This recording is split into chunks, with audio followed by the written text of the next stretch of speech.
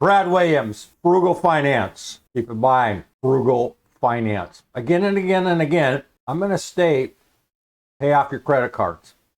Pay off your credit cards. Pay off your credit cards. One of the best investments you can make is paying off your credit cards. Why? Well, you're not going to find too many investments that are making 22 or 23% interest annually. You're paying 22 to 23% interest on your credit cards. Move away from the vultures, move away from the credit card companies. Take that money, take that interest that you're spending providing the billionaires, provide it to yourself by paying off your credit cards.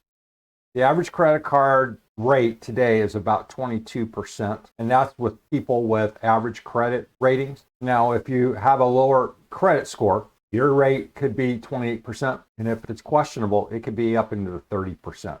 It's egregious. It's horrible. And again, I know credit cards are a requirement in this era, but you need to manage them. So with that being said, pay off credit cards or other high interest debt. No investment strategy pays off as well as or with less risk than eliminating high interest debt. Most credit cards charge high interest rates. As much as, well, 18%. This must be an old document. As much as 30% or more. If you don't pay off your balance in full each month, owe money on your credit cards, the wisest thing you can do is pay off your balance in full as quickly as possible. And just a side note, currently there's over $1 trillion in credit card debt in the United States. Trillion. People like their convenience. People like their things. Fine. You can buy your stuff, but pay off your credit card debt. Keep in mind, 45% of Americans do pay off their credit cards on a monthly basis. Believe in that burden, that $1 trillion burden on 55% of America. That's a lot of money. That's a lot of money going to the banks and the credit card issuers, all right? Visa and MasterCard make their ungodly amount of money, and they are very profitable. But they're just the facilitator, all right? They're not the ones making the 22, 23%. They're making a good chunk. But in the end, it's a lot of money being siphoned off, and profiting are the bank.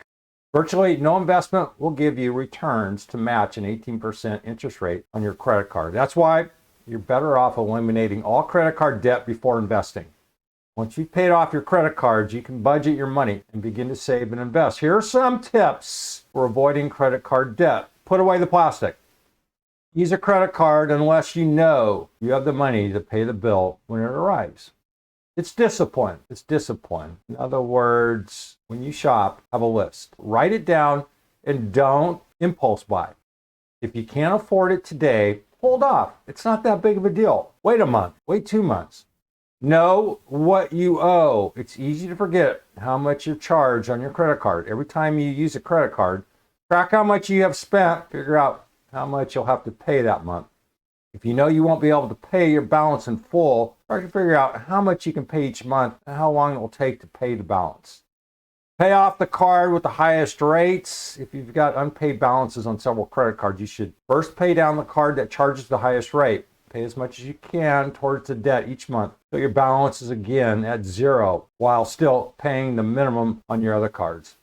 The same advice goes for any other high interest rate debt, about 8% or more, which does not offer any tax advantages, all right? Comment, let me know. Let me know your strategies. Let me know if you're having troubles. I have video after video after video on credit card debt, on managing your credit card debt, on budgeting, on discipline. So let me know your strategies. Let me know if you're having a challenge. Comment and let other people give you some feedback as to what their strategies are. Brad Williams, Frugal Finance. Hope that helped. Thanks for watching. See you soon.